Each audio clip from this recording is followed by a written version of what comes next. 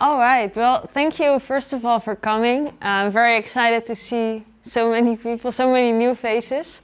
This is also for me the first time to do something like this, organize something like this, and I never expected the great support I got from the staff from the Center for Higher Education. So it's really cool for me as a young, student, staff member to get this support and provided such an opportunity. So today I would like to tell you something, and please feel free to have lunch or eat, because I appreciate your being here and your valuable time. So today I would like to tell you something about the virtual exchange program, and which you might have read in the description I am involved in as a student assistant. So this is next to my studies. I do this as a side job. So some people, work at the bar or at a restaurant. Well, I work for the virtual exchange project. So before we dive into the details of the program, I would first like to tell you something about myself. So who am I? I'm Iris. Nice to meet you. I did my bachelor's. Oh, this is not visible. I did my bachelor's or undergraduate in forest and nature conservation, specializing in policy and society at Wageningen University in the Netherlands. After that, I continued with 2 masters. I continued with forest and nature conservation, and next to that, I am doing development and rural innovation, which is kind of like international development.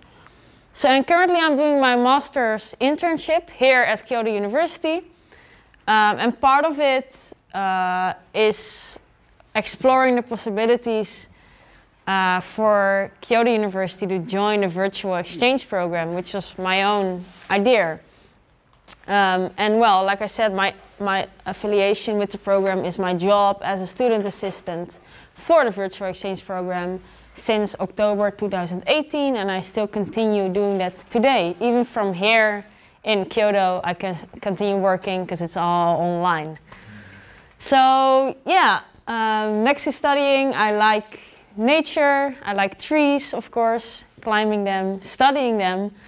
And in my free time, I also enjoy cycling, sometimes in rain, because the Netherlands can be very wet as well, but also in summer and fall, always. I like cycling. That's maybe because I'm Dutch. All right, so today's goal, in this little time we have, only an hour, I would like to introduce you to the virtual exchange program, introduce you to the partner universities that are associated or part of the alliance. I would like to tell you about the procedure of following your courses and also the assessment that is part of it. And then to also get you guys thinking, and not only me, I don't want it only to be me talking. I would like to get creative together and think about how we could, what the future of online or normal education would look like. So we will later on we'll have some materials, pens and paper. We will try to get your ideas down, and we will finalize with grouping them and see what comes out of it. So this image represents kind of the flow of the program. So as the title says, it's like a student exchange program, but it happens all online. So for example, there's a student at the home university, which can for example be Wageningen, and you can follow courses at another university, the host university, for example, Kyoto University, if they will join. And then I will learn from an online course that is developed by Kyoto University. This provides me study experience, and for following this course I will get credits which I can use for my education program at my home university. So I use the credits I gained from the host university's course in my own study program back home. So that is what the virtual exchange program is. It's very flexible, an online learning experience to give you also credits. And that is what distinguishes the program from just following MOOCs, because you do not, they're not accredited, so it's harder to get credits for them. It's not usual. So you can take high-level, short courses. Usually they last like 6 to 8 weeks. You can take courses outside of your regular program, which I think is a big benefit. I myself, for example, followed a course on space exploration, which is totally different than forestry or development, but you know, it sounded interesting to me, and because the courses are offered by another university, there's the opportunity to choose from a broader range of courses than just what your own university might offer. And then, of course, one of the biggest advantages is gaining credits at another university. And then the learning format is also, of course, very flexible, because you are following the course online on your own laptop.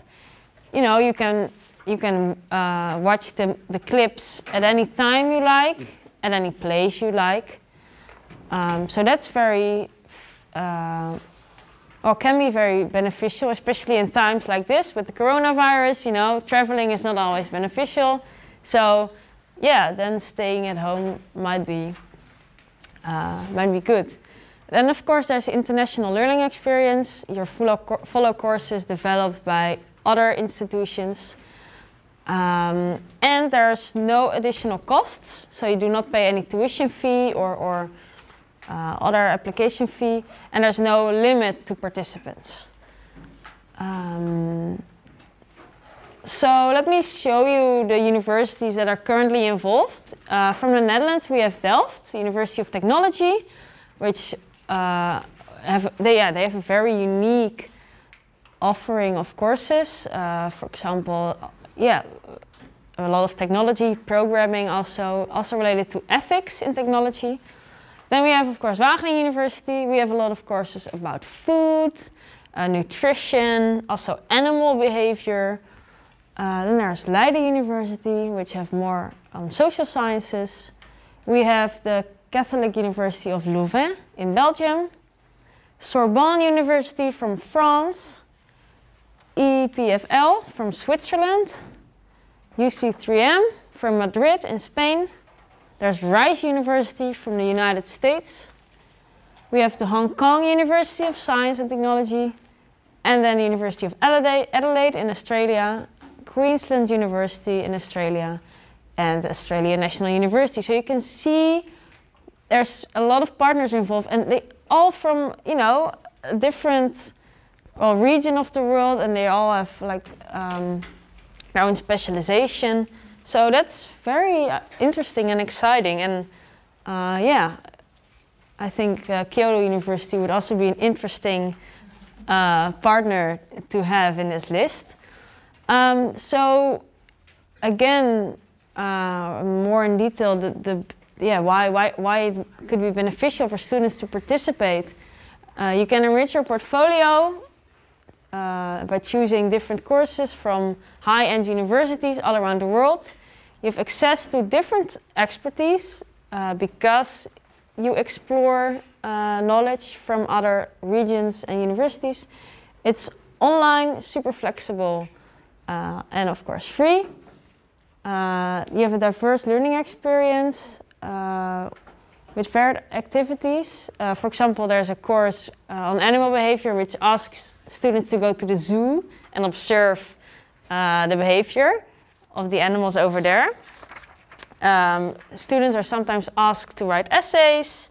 There's a Wageningen course on food waste which asks students to do a little experiment with their own fridge.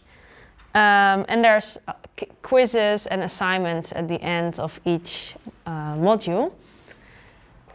Students can connect with each other because there's discussion forums where they're asked to share their thoughts. And there are often peer review assignments, so they also get insight in other students' work and how they might write or learn. And then for most students, most importantly is gaining the credits. That's, like I said, this what distinguishes the program from just following MOOCs on edX, for example. So in order to make sure or accredit the courses, to be able to assign these study credits, assessments have to be connected to the courses.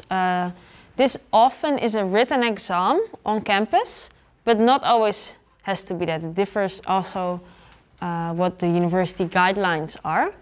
Often there's also essays involved or written assignments.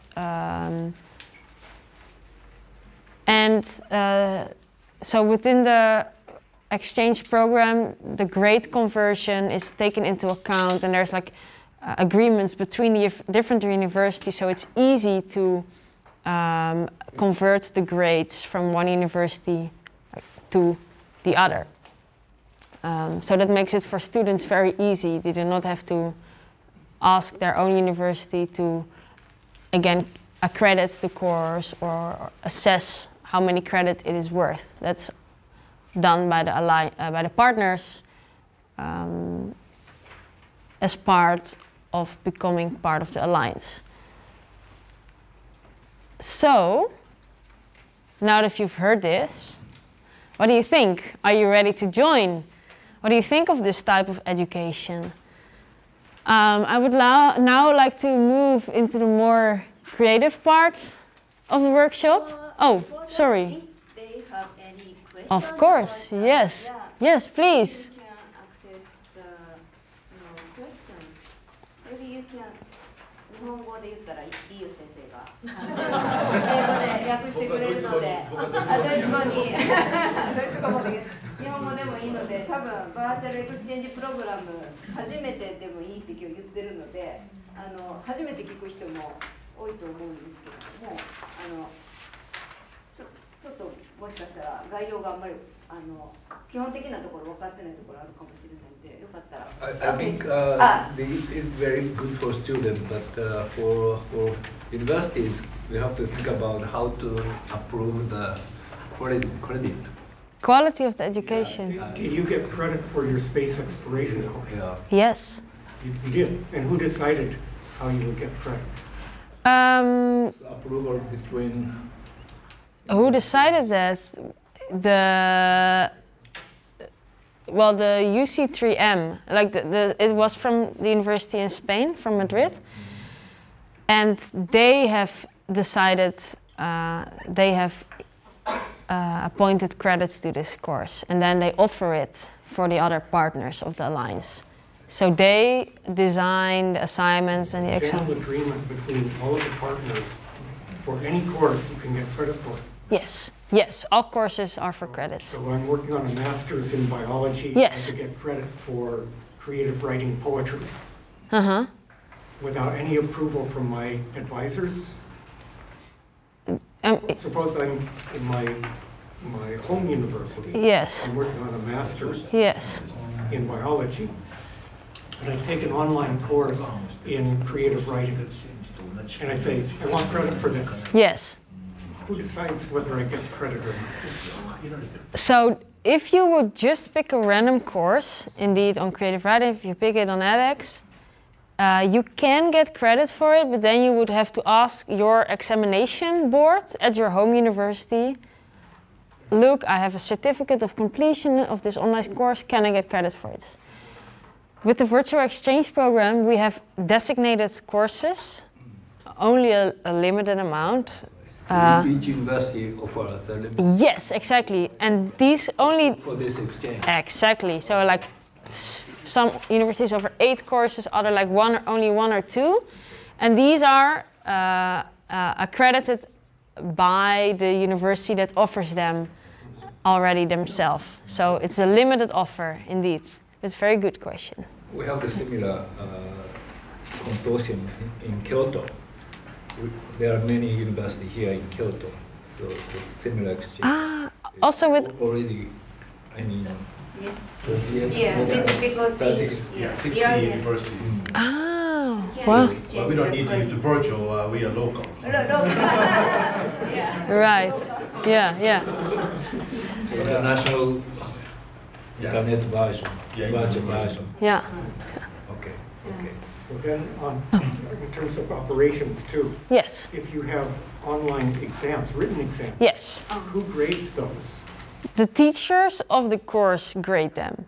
So a Wageningen teacher will grade his exams, also if they're made by students from another country. So we from Wageningen, we upload them in a shared cloud space, and then in Spain we will download them, give them to their students, and then they will scan them, upload them, and then the teachers of the course will grade them. So you made a big point of unlimited registration. That means you might suddenly have 200 essays to grade. Yeah, well, it's not, right now we don't have that big numbers of students, unfortunately, but of course, if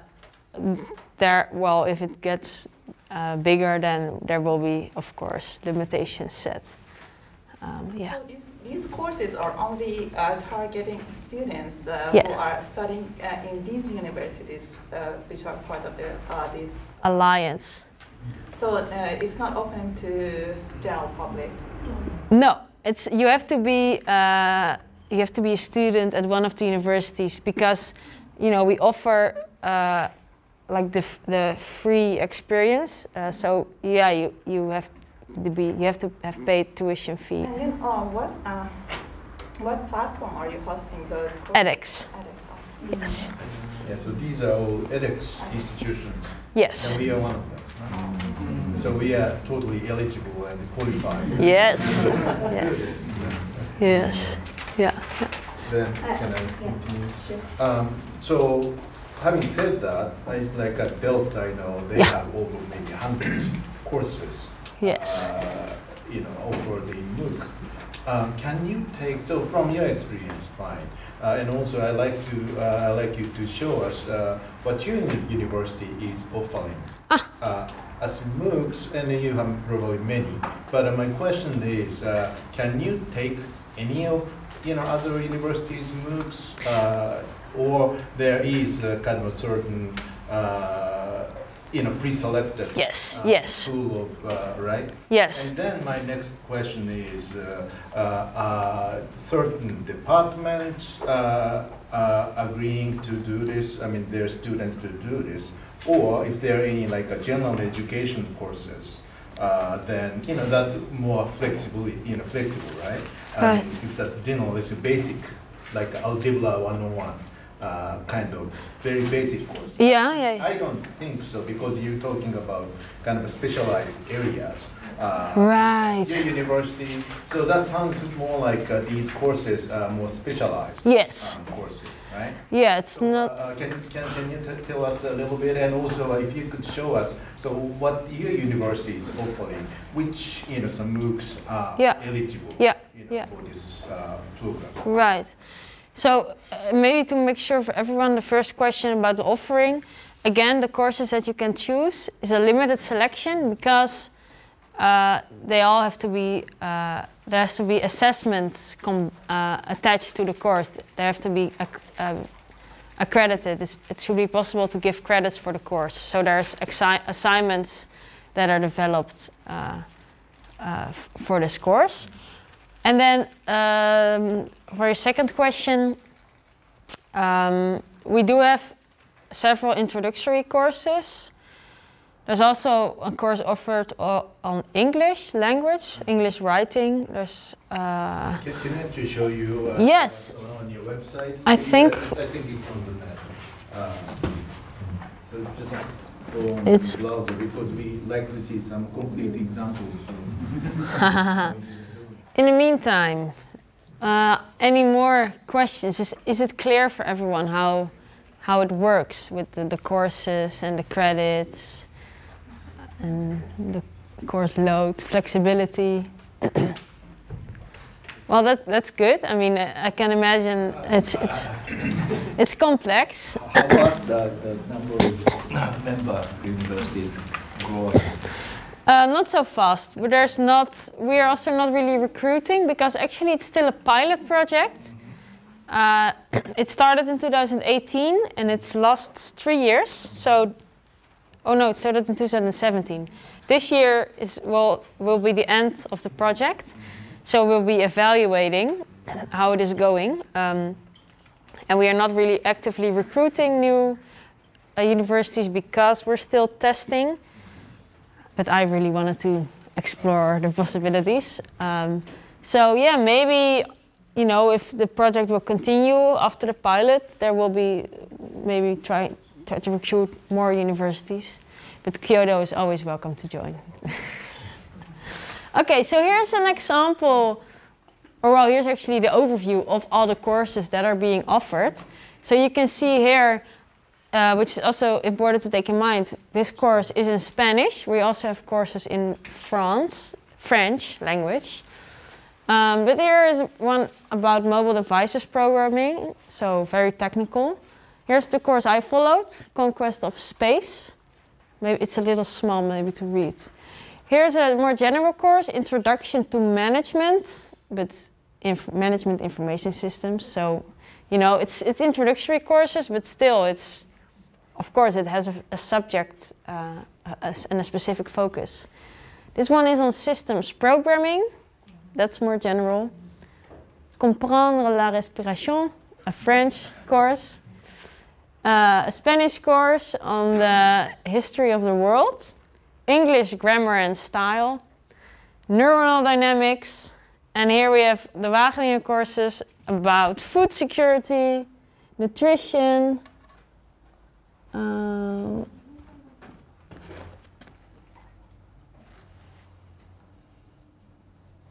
This one is from Leiden, clinical kidney, pancreas, and islet transplantation. Yeah, here's some more programming and communication studies. Again, French courses, paradigms in biochemistry and cell biology, principles of economics. So you can see how broad the offer is, even though, you know, it's a select group of... These are offerings yes. from your university? No, this is from all. All of them? This is the whole yeah. How many of these Wageningen provided? I think we have 8 or 9. So these, yeah. So we have this one, 1, 2, 3, 4, 5, 6, 7, 8. 8 courses. But that's 50%. The total is like 16, 17, right? No, this is more. This is not. Okay. It goes up and down. See, 2, 4, 6, 18.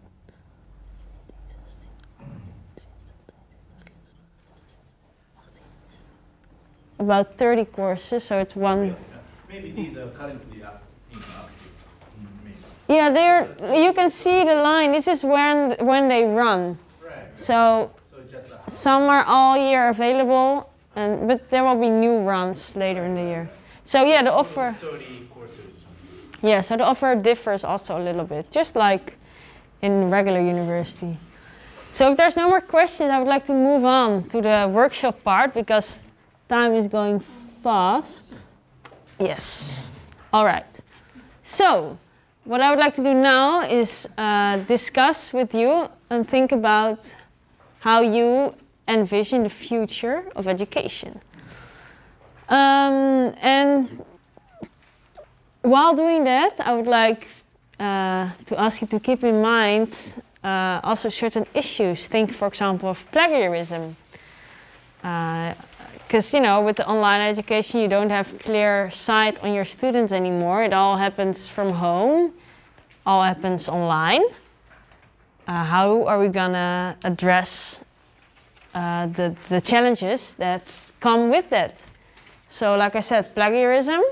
What about cyber and data security, where we're emailing around with all this student data and they have to upload assignment, and it's important to keep that in mind. And how should we design the MOOCs? Are they pre-recorded in the studio, or do they maybe are they live taught by the teachers? And also, do the students have to attend them live, or if it's pre-recorded, they can watch it at any time they like. Then, what about the exams, the assessments? Do the students really, as is the matter now, have to come to the university and take the exam? Or will it maybe look like this? And can the exam also be, I don't know, through Skype or digital?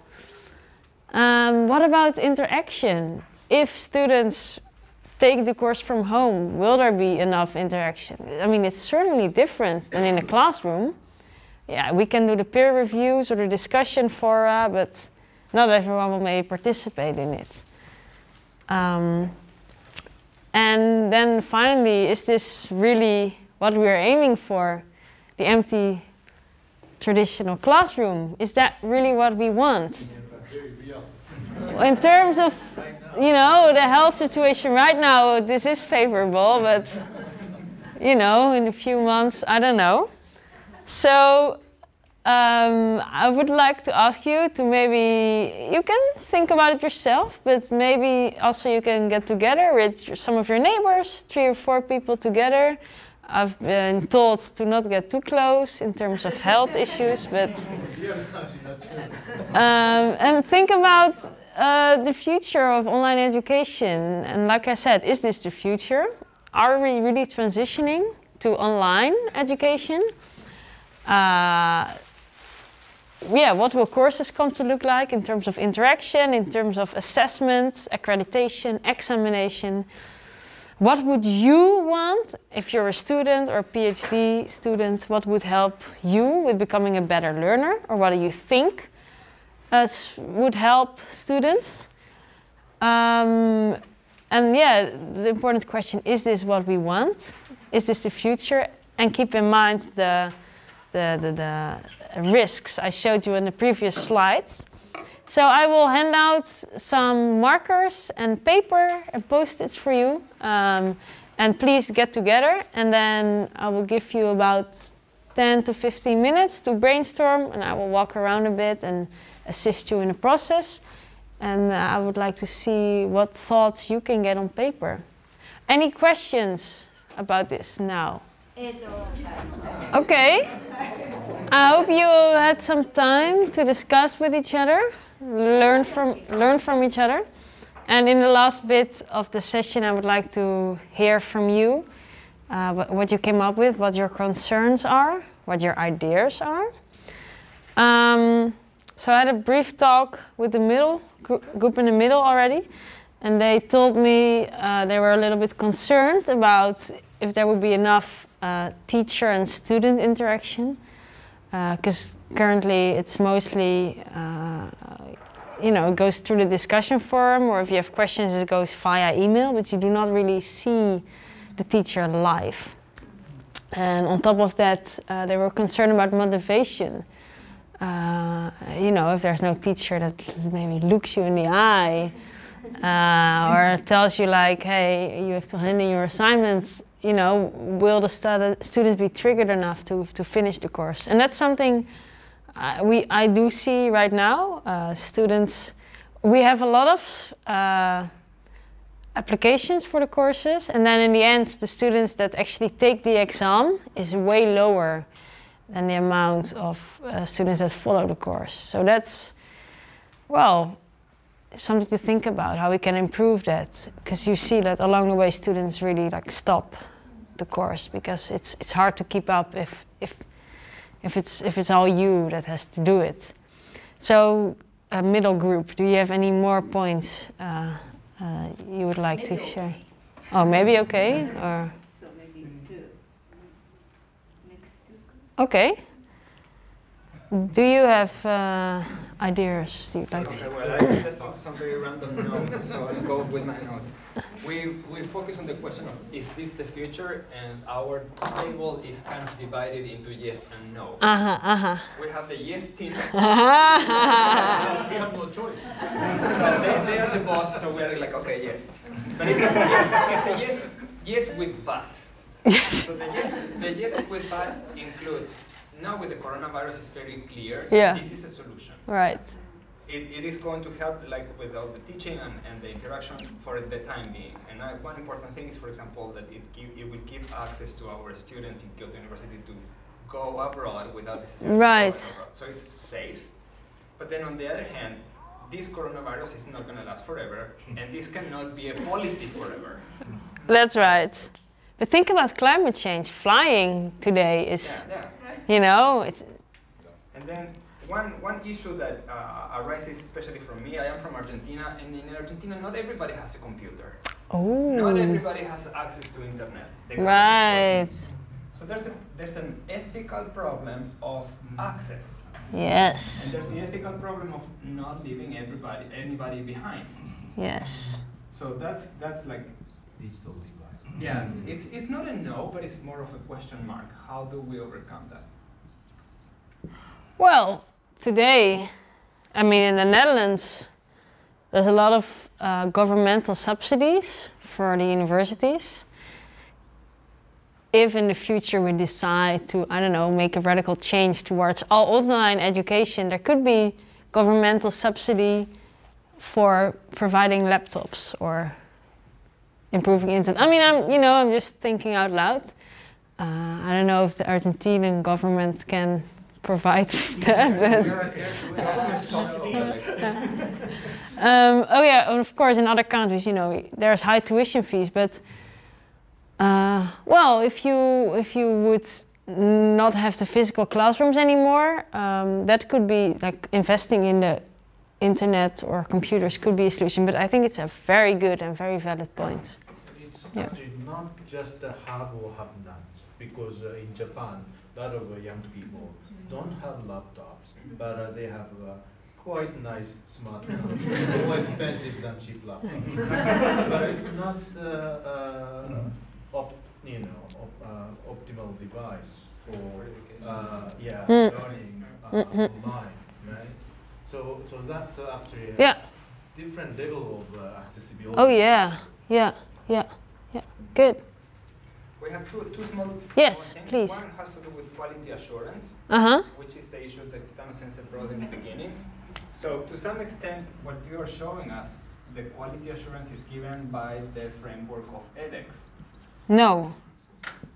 But that's a question mark.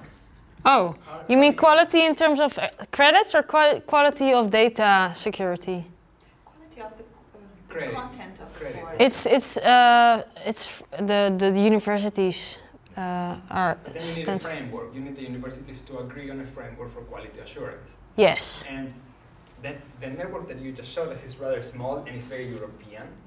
Yes, so it makes true. sense because it's among friends. But what happens when you bring a university that is very different? So that brings a big question mark on quality assurance. Right. And then one last thing that we talked about was the importance of the learning ecosystem, we called it. I like that term. Yes. So this was Miki-san's idea. You can explain what you meant by that. I think.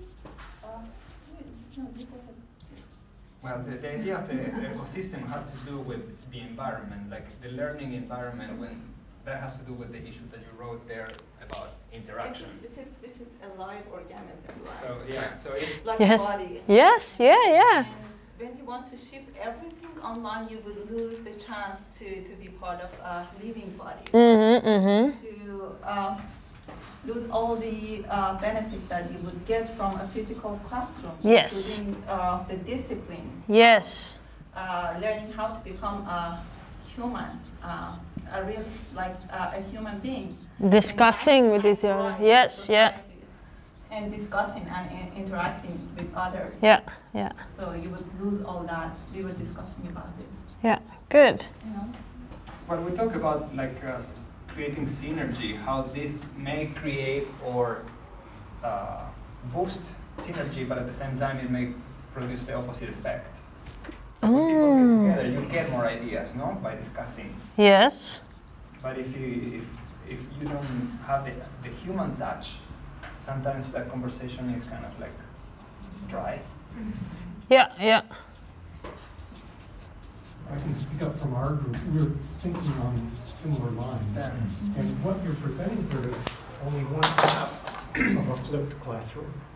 So the other half would be the responsibility of the home university to have discussion classes. So it would be more collaborative.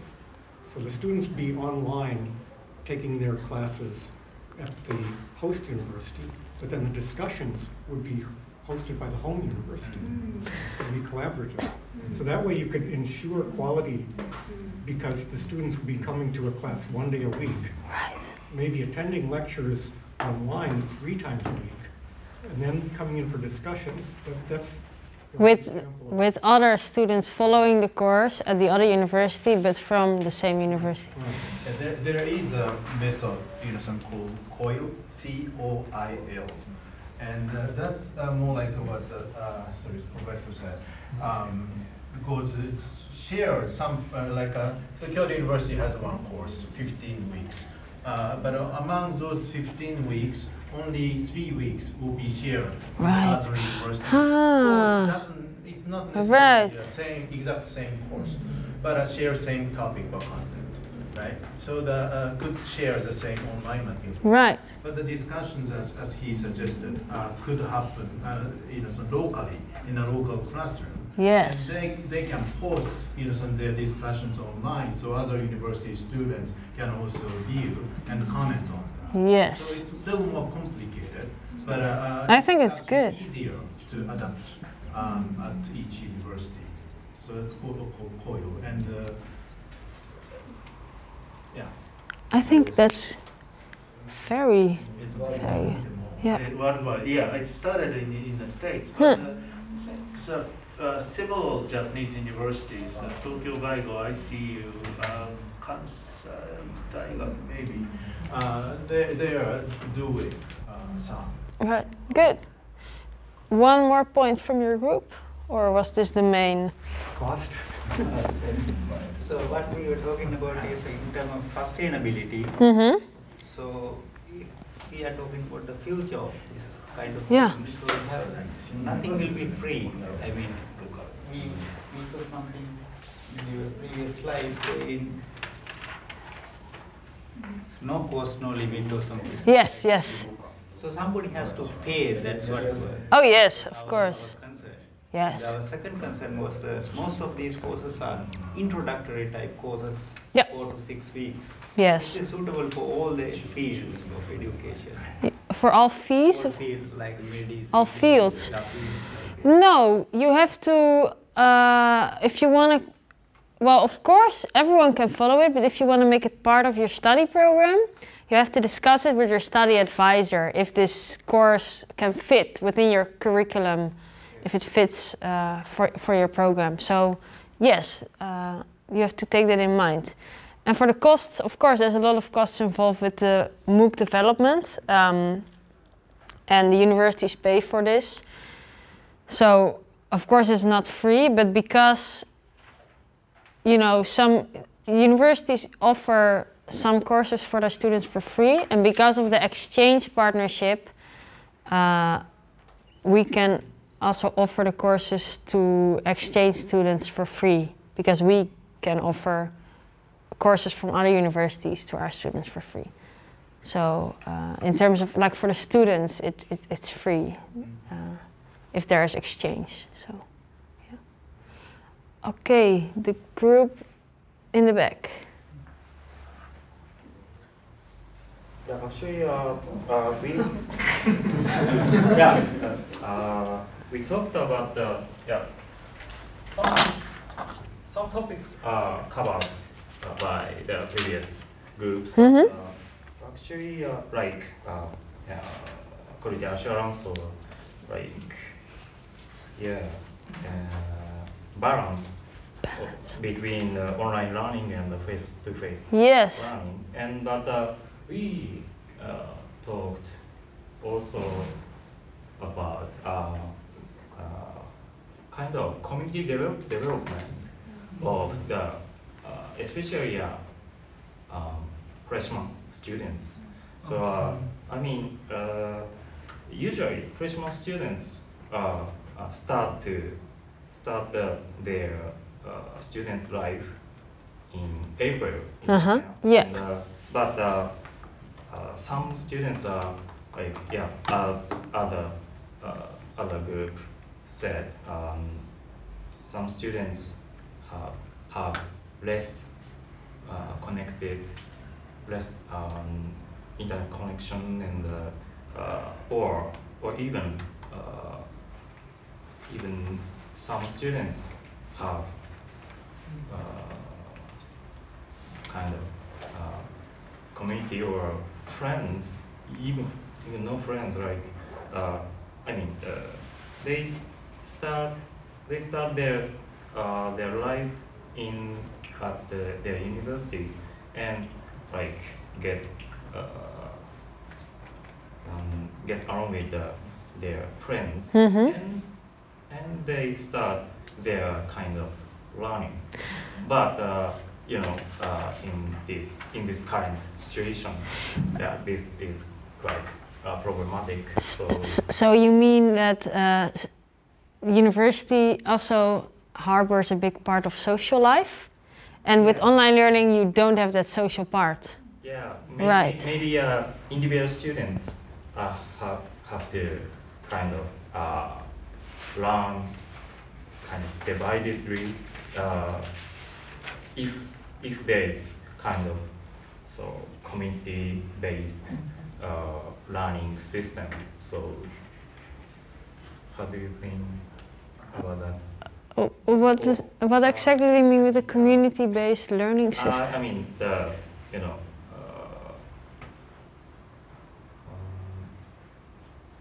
how can I say?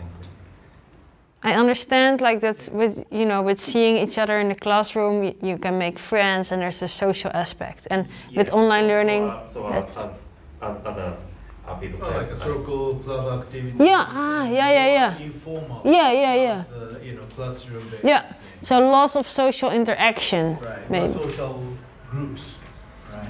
Yeah. Okay. Going beyond the departments and the classroom. Yeah. Yeah. And it's hard because usually it's not virtual, then a lot of exchange students can interact with the local students, right? Yeah. And then they make plans. And learn about hard to do this via online. Yeah. Then in that sense it really differs. Yeah. Good. One more point or group? We talked about this phrase, virtual exchange program. This term exchange means exchange lectures among institutions, but not among students, as pointed at the former group and Mr. Professor Yoshi pointed out. So now it's the first time for me to know the COI. Collaborative online international learning. So I think it's a solution. Right. So, because this VEP, virtual exchange program, doesn't exchange the experience among the students. Right. So I think this COIL is a solution. Yeah. Just listening what you introduced about VEP in this handout. Okay.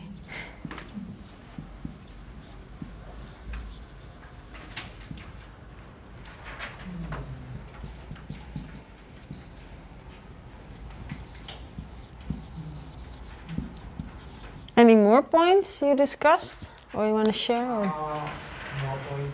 not? So, It's fine. Just I can give one example. 国際教養大学、秋田国際教養大学秋田国際教養大学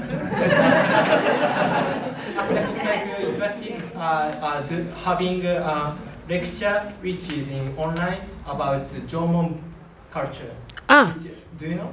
No, but it sounds interesting. I mean, kind of Japanese lecture on German culture online. Yeah, Jomon culture. And they use blockchain technology. Yeah.